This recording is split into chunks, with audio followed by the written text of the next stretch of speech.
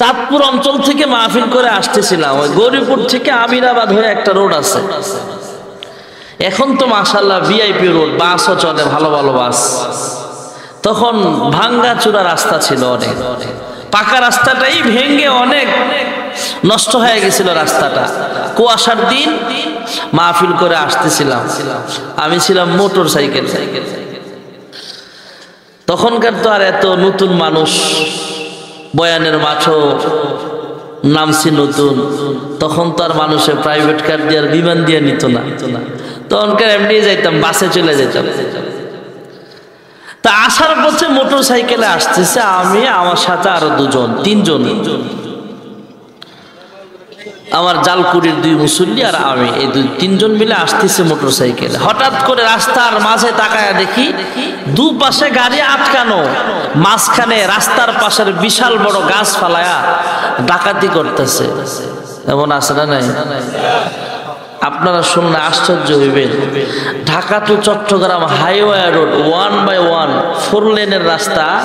গত বছর নোয়াখালী থেকে মাহফিল করে আসার পথে দেখি আমরা ঢাকার দিকে আসতেছে, আমাদের অসুবিধা হচ্ছে না, কিন্তু যারা যাচ্ছে গজারিয়াতে, যারা যাচ্ছে ভবের চর পার হইয়া যে ভাউসিয়া এলাকাটা, ওই এলাকার ঘটনা, বাস্তব ঘটনা, যারা যাইতেছে এত হাইওয়ে রোড, প্রতি মিনিটে মিনিটে গাড়ি চলতেছে, এরপরও রাস্তায় গাছ ফালায়া ডাকাতি করতেছে। বুঝেন এবার কেমন চ্যাম্পিয়ন ডাকাত। পরে পুলিশ টের পাইছে, ভবেরচর থানা পুলিশ, ফাঁড়ি তো কাছেই, কাছাকাছি, পরে ওরা দৌড়া পালাইছে। তো বলার উদ্দেশ্য হলো আমারও আটকেছে 1 বছর। আটকানোর পরে যখন সামনে বুঝতে পারছি ডাকাত, আবার রাস্তা গাছ ফালানো, মোটর সাইকেল বা হাইটাও যাওয়া যাবে না। আবার মোটর সাইকেলের আলোতে অনেক কুয়াশা ছিল, তারপরেও মোটর সাইকেলের আলোতে প্রত্যেকটা পোলাপান, যুবক তো, এদের নিচে শর্ট প্যান্ট পরা, কিন্তু উপরে আবার লুঙ্গি পরে গোসখাসা দেওয়া, আবার গামছা দিয়া মাশাআল্লাহ এমন করে আপনার হিজাব পরা। হায় হায়, ভাবলাম যে হাই রে, মহিলারা বোরকা পরে না, আর এখন ডাকাতেরা বোরকা পরে, শুধু চোখ দেখা যায়, আর হাতের মধ্যে বড় বড় রান্দা, ছুরি বড় বড়, চকচক চকচক করতেছে। আমি আবার আমার সাথে যদি কইলাম, ভাই যা হয় হইব, পরে আগে জোরে একটা সালাম দিই, চলো। পরে তিনজনে মিলে একসাথে সালাম দিলাম। সালাম দেওয়ার পরে আমি আগে নামলাম, আমি বলতেছি, কিরে ভাই, ওয়াজ করে আসলাম, ওয়াজের মাঠে শ্রোতা নাই, কিন্তু এখানে দিয়ে অনেক শ্রোতা দেখা যায়, আপনারা এখানে কি করেন? আমি যখন বলছি কি করেন, আল্লাহ আমার মনের ভিতরে হয়তো একটু সাহস দিয়ে দিছে। সাহস দেওয়ার মালিক কে? হুজুরে বলেন, ভাই আপনারা কি করেন? এরাও মুস্কি হাসি দিয়ে কয়ে এলেছে, হুজুর আমরা ডাকাতি করি। আমাকে এই নিয়ে আপনার কাম, হুজুর মাফ চাই, আপনার থেকে কিছু নিতাম না, এই হুজুরের সাইডে। সালামের বরকতে আল্লাহ পার করে দিছে, সুবহানাল্লাহ। আমরা যখন চলে আসতেছি, কয় হুজুর আমগোর লেগে দোয়া করেন, আর উল্টা দোয়া চায়। চিন্তা করছেন অবস্থা? তা আমি কই যে ঠিক আছে, তোমার লেগে দোয়া করে আল্লাহ তোমার হেদায়েত দেব। কি দেখ হুজুর কোন আমিন। একটা ভালো কাজ করছে না, কি সম্মান করছে আলেমকে। এরপরে আমরা চলে আসছি, আর বলতেছে, হুজুর সামনে পুলিশ থাকতে পারে, তাদের কাছে কিন্তু বইলেন না আমরা যা আছি। আমি তাদের কাছে বইলে লাভ কি? এরা কাছে বইলে লাভ আছে? এরা জানে না এরা ডাকাতি হয়। একটু পরে যায় দেখি মোড়ে ঠিকই পুলিশ আছে।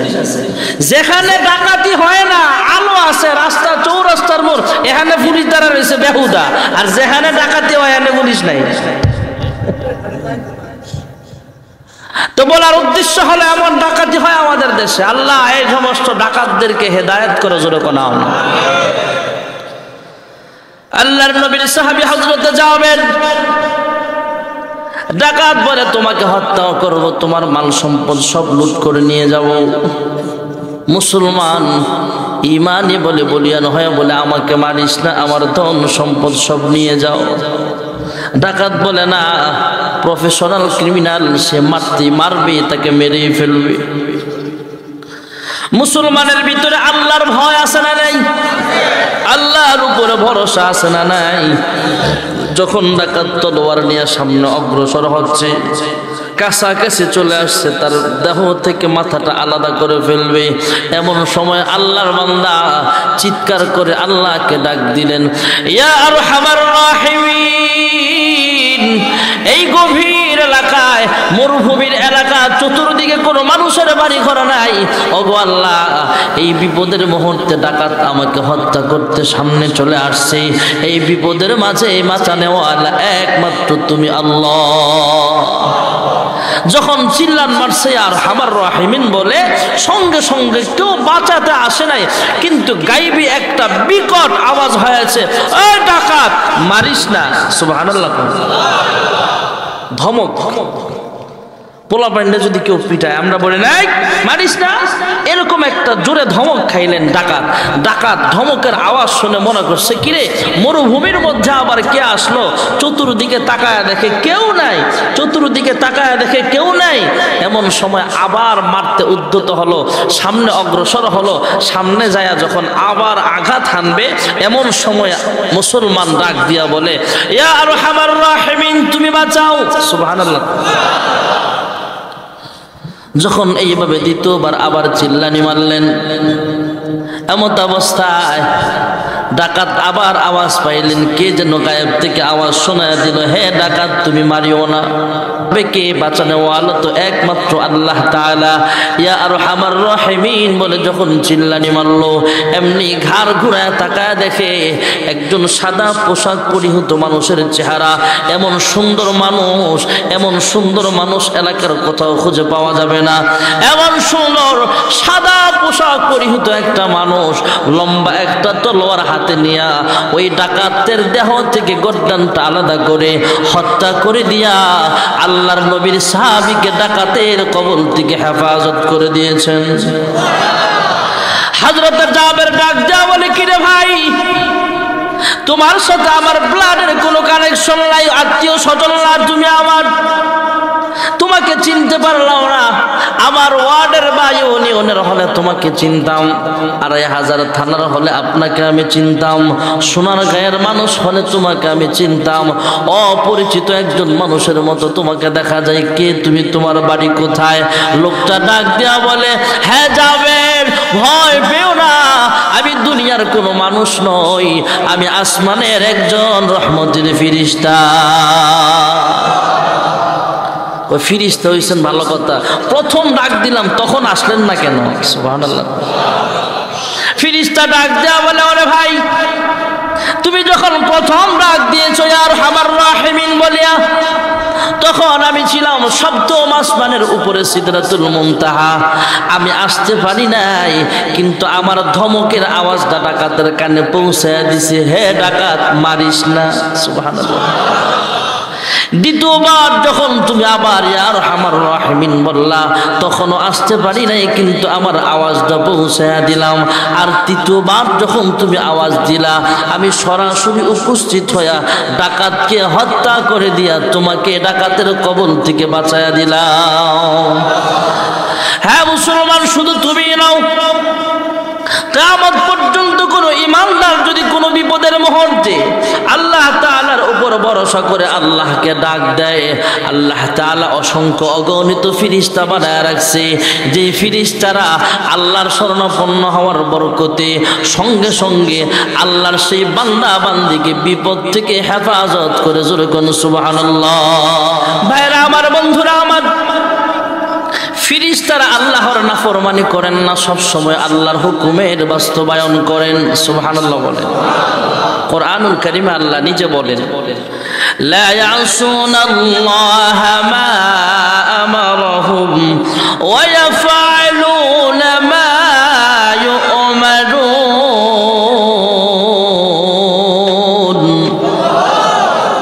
ফেরেশতারা মহান আল্লাহ রাব্বুল আলামিনের হুকুমের বাস্তবায়ন করেন, নাফরমানি করেন না। এই ফেরেশতারা বাইতুল মামুর তওয়াফরত অবস্থায় আল্লাহর কাছে ডাক দেয়া বলে, হে মালিক, আমাদের অন্যায় হয়ে গেছে, আমাদেরকে মাফ করিয়া দেন। মহান আল্লাহ রাব্বুল আলামিন জানতে চাইলেন, ফেরেশতারা রে, তোমাদের তো কোনো গুনাহ নাই, তারপরও তোমরা কেন মাফ চাও? ফেরেশতারা বলে, হ্যাঁ মালিক, আদম বানাইবার আগে আপনি আমাদের কাছে বলেছিলেন, ওয়া ইয ক্বালা রাব্বুকা লিল মালাইকাতি ইন্নী জাইলুন ফিল আরদি খলিফা ক্বালু আতাজআলু ফিহা মান ইউফসিদু ফিহা ওয়া ইয়াসফিকু দিমা ونحن نسبح بحمدك ونقدس لك قال إني أعلم ما لا تعلمون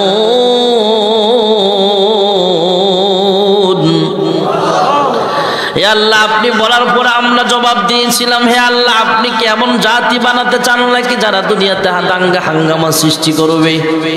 এ মালিক, তাসবিহ তাহলিল পাঠ করার জন্য যদি আদম বানাইবার চান, আমরা ফেরেশতারাই তো যথেষ্ট, কারণ আমরা আপনার নাফরমানি করি না, হুকুমের গোলামি করি। সেদিন আল্লাহ বলেছিলেন, আমি আল্লাহ মানব সৃষ্টির রহস্য যা জানি তোমরা জানো না। সুবহানাল্লাহ। ফেরেশতারা বাইতুল মামুর তওয়াফ করে আর বলে, ওগো মালিক, তোমার কাছে বাইতুল মামুরকে উসিলা বানায়া মাফ চাই, তুমি আমাদেরকে মাফ করে দাও, এটা আমাদের ভুল হয়ে গেছে, অন্যায় হয়ে গেছে। আল্লাহ ডাক দেওয়া বলে, হ্যাঁ ফেরেশতারা রে, তোমাদের আমল নামায় তো কোনো গুনাহ নাই, তোমাদেরকে আমি আল্লাহ গুনাহ করার শক্তি তো দেই নাই, তারপরও তোমরা বাইতুল মামুরকে উসিলা বানায়া আমি আল্লাহর কাছে মাফ চাইছো। ফেরেশতারা, যাও যাও, তোমাদেরকে আমি মাফ করে দিলাম। তবে একটা কথা তোমাদেরকে জানায় দিতে চাই, আমি আল্লাহ যে আদম সন্তানদেরকে জমিনে পাঠাবো, সেই আদম সন্তান তথা আমাদের গুনাহ করার শক্তি নাই না আছে? আমাদের আমল নামায় গুনাহ আছে না নাই? আল্লাহ বলে, ফেরেশতারা রে, তোমরা তো বাইতুল মামুরকে উসিলা বানায় আমি আল্লাহর কাছে মাফ চাইছো, কিন্তু আমি যে আদম জমিনে পাঠাবো, আদম সন্তানরা যখন গুনাহ করতে করতে পাহাড় পরিমাণ গুনাহ করে ফেলবে, তাদের সাদা অন্তরটাকে কালো বানায় ফেলবে, তোমরা তো বাইতুল মামুরকে উসিলা বানায় মাফ চাও, আমার বান্দা বান্দিরা কাকে উসিলা বানায় মাফ চাইবে? ফেরেশতারা, যাও যাও, এই বাইতুল মামুরের বরাবর জমিনে একটা ঘর বানায় দাও, যেই ঘর আমার বান্দারা যখন তওয়াফ করবে, যেই ঘরকে উসিলা বানায় আমার বান্দা বান্দিরা যখন আমি আল্লাহর কাছে মাফ চাইবে, রে ফেরেশতারা, আমি আল্লাহ তাআলা আমার বান্দা বান্দীদের জিন্দেগির সব গুনাহ খাতা মাফ করে দেব। এমন একটা ঘর আল্লাহ তাআলা বানিয়েছেন। ইমাম শাফিঈ রাহমাতুল্লাহ আলাইহি বলেন, হয়তো আল্লাহ কুন ফায়াকুন দ্বারা এই ঘরটা সর্বপ্রথম বানিয়েছেন, অথবা ফেরেশতারা আল্লাহর হুকুমে এই ঘরটা সর্বপ্রথম নির্মাণ করেছেন। এমন বানাইতে বানাইতে বানাইতে বানাইতে এখন খানায়ে কাবা মক্কাতুল মুকাররমাটা এমন একটা ঘর, যে ঘর আমাদের কিবলা, আমরা পশ্চিম দিকে ফিরা নামাজ পড়ি। আল্লাহর কোনো বান্দা বান্দি যদি জাদ্দায় নামাজে দাঁড়ায়, তাহলে তার কিবলা হয়ে যায় পূর্ব দিকে। ভাইরা আমার, আল্লাহর কোনো বান্দা বান্দি যদি বাইতুল্লাহ শরীফের উত্তর পাশে নামাজে দাঁড়ায়, তার কিবলা হয়ে যায় দক্ষিণ দিকে। আল্লাহর কোনো বান্দা বান্দি যদি দক্ষিণ পাশে নামাজে দাঁড়ায়, তার কিবলা হয়ে যায় উত্তর দিকে। আমরা যখন ঘুমাই, আমাদের চেহারাটা পশ্চিম দিকে ঘুরায় রাখি। ইমানদার হলো তাকেই বলা হয় যে ইমানদারকে কবরে রাখার পরও তার চেহারাটা কিবলা মুখ হয়ে থাকে। যেরকম সুবহানাল্লাহ। আল্লাহর ঘর খানায়ে কাবা দেখতে মন চায় কি চায় না? আল্লাহ সবাইরই তৌফিক দাও। যেরকম আমিন। আরব সাগরের পূর্ব প্রান্তে কোন এক ক্ষেতের আইলের মধ্যে, আপনাদের এই এলাকার ভাষায় তথা আমাদের এই অঞ্চলের ভাষায় ক্ষেতের লাইল বলা হয়। আরব সাগরের পূর্ব প্রান্তে কোন এক ক্ষেতের লাইলে অথবা আইলে একটা পিঁপড়া জবান খুলে আল্লাহকে ডাক দিয়া বলে, আমরা পিঁপড়ার ভাষা না বুঝলেও আমার আল্লাহ বুঝি কি বুঝে না? কুকুরের ভাষা আমরা বুঝি না, কিন্তু আল্লাহ বুঝেনি। পিঁপড়া বলে, হ্যাঁ মালিক, হজ্জের মৌসুম চলতেছে, তোমার বান্দা বান্দিরা লাব্বাইক লাব্বাইক বলে তোমার ঘরে যাবে। এ আল্লাহ, আমি পিঁপড়া হলে কি হবে? আমার মন চাই দুই চোখ দিয়া তোমার ঘর এক নজর দেখতে। সুবহানাল্লাহ, জোরে কয় না রে। পিঁপড়া দোয়া করে, হে মালিক, আমারও মন চায় তোমার ঘরটা দুই নয়ন দিয়া দেখতে, আমারও মন চায়। মহান আল্লাহ রাব্বুল আলামিন কাবা শরীফের আশপাশে হাজার হাজার কবুতরের মাঝে একটা কবুতরকে বলে, হে কবুতর, যাও আরব সাগরের পূর্ব প্রান্তে যাও, সেখান থেকে আমার একটা মেহমান নিয়ে আসো। সুবহানাল্লাহ। আল্লাহ তাআলা নির্দিষ্ট একটা ক্ষেতের লাইনের কথা বলে দিলেন, কবুতরটা সেখানে নামলেন। এবার আল্লাহ রাব্বুল আলামিন কুদরতি আওয়াজ দিয়া পিঁপড়াকে জানায় দিলেন, হে পিঁপড়া, দেশের মধ্যে কত কবুতর হইতো তুমি দেখো। এই মুহূর্তে যেই কবুতরটা তোমার সামনে দেখতেছ, এটা কিন্তু এই দেশের সাধারণ কোনো কবুতর নয়, এটা হলো বাইতুল্লাহ শরীফের কবুতর। আমি আল্লাহ তাআলা বিমান দিয়া, জাহাজ দিয়া, গাড়ি দিয়া বিভিন্ন ভাবে আমার দাওয়াতি মেহমানদেরকে আমার ঘরের সামনে হাজির করার ব্যবস্থা করে দেই। আর আমি আল্লাহ তাআলা হারাম শরীফের একটা কবুতর বিমান হিসাবে তোমার কাছে পাঠিয়ে দিলাম। আমার ঘর যদি দেখতে চাও, কবুতরের পা দুইটা ঝড়ায়া ধরো, আমি আল্লাহ কবুতরকে বিমান বানায়া কিছুক্ষণের মধ্যে তোমাকে বাইতুল্লাহর সামনে আমি আল্লাহ পৌঁছায়া দেব। পৃথিবীর সবচাইতে দামি ঘর খানায়ে কাবা। যারা গেছেন এরা দেখেছেন, টের পেয়েছেন, পৃথিবীর অন্য কোথাও এমন ভালো লাগে না। সবচাইতে শান্তির জায়গা হলো মক্কাতুল মুকাররমা। হজ্জের মৌসুমে অথবা উমরার সফরে যারা যায়, কয়েকদিন মক্কা ছেড়ে যখন আবার দেশে চলে আসে, তখন বুঝে মক্কার বিরহ বেদনা কত। ভাইয়েরা আমার, বন্ধুরা আমার, এটা হলো পৃথিবীর মধ্যবর্তী স্থান খানায়ে কাবা। বৈজ্ঞানিকরা মাপলেন, পৃথিবীর পূর্ব প্রান্ত থেকে মাপতে মাপতে মাপতে মাপতে বাইতুল্লাহ শরীফ পর্যন্ত গেলেন। এরা লিখে রাখলেন কয় হাজার কিলোমিটার হলো। আবার পশ্চিম প্রান্ত যেখানে মানুষের জনবসতি শেষ, সেখান থেকে মাপতে আরম্ভ করলেন। মাপতে মাপতে বাইতুল্লাহ শরীফের সীমানায় আসলেন, আবার লিখলেন কয় হাজার কিলোমিটার হলো। আবার উত্তর দিকে চললেন, মাপতে মাপতে যেখানে যায় পৃথিবীর শেষ সীমানা, মানুষের মাপার আর কোনো জায়গা নাই, যেখান পর্যন্ত মাপতে পেরেছে। আবার লিখলেন কয় হাজার কিলোমিটার হলো। আবার দক্ষিণ পাশে মাপতে মাপতে পৃথিবীর শেষ সীমানায় গেলেন, সেখানেও মাপলেন, মেপে দেখলেন উত্তর দিকে যে কয় কিলোমিটার আছে, দক্ষিণ পাশেও তত কিলোমিটার, পূর্ব প্রান্তে যত কিলোমিটার, পশ্চিম দিকেও তত কিলোমিটার, তথা পৃথিবীর মধ্যবর্তী স্থান মক্কাতুল মুকাররমা। জোরে কোন সুবহানাল্লাহ। ভাইরা আমার, বন্ধুরা আমার, আল্লাহর হাবিব রাহমাতুল লিল আলামিন মক্কা ছেড়ে যখন মদিনার পথে রওনা হয়েছিলেন, মনটা শুধু বারবার মক্কার জন্য কান্দে। আল্লাহর হাবিব মদিনায় যাওয়ার পরে আল্লাহর হুকুমে বাইতুল মুকাদ্দাসকে কিবলা বানায়া নামাজ পড়ে, সাহাবায়ে কেরামও নামাজ পড়ে। কিন্তু মনে বড় আশা, আল্লাহ কোন দিন জানি বাইতুল্লাহর প্রতি আবার আমাদেরকে মনোযোগী করবে, আমাদের কিবলাটা আবার ঘুরায়া খানায়ে কাবা, বাইতুল্লাহ কাবা শরীফকে আবার কোন দিন জানি আল্লাহ কিবলা বানায়া দিবে। মনের ভাষা আল্লাহ বুঝি কি বুঝে না। সাহাবায়ে কেরামদের নিয়ে নামাজ পড়তেছেন। ভাইয়েরা আমার, আসরের নামাজ ফরজ কয় রাকাত? জোরে কর না। 2 রাকাত নামাজ শেষ, আর 2 রাকাত বাকি আছে।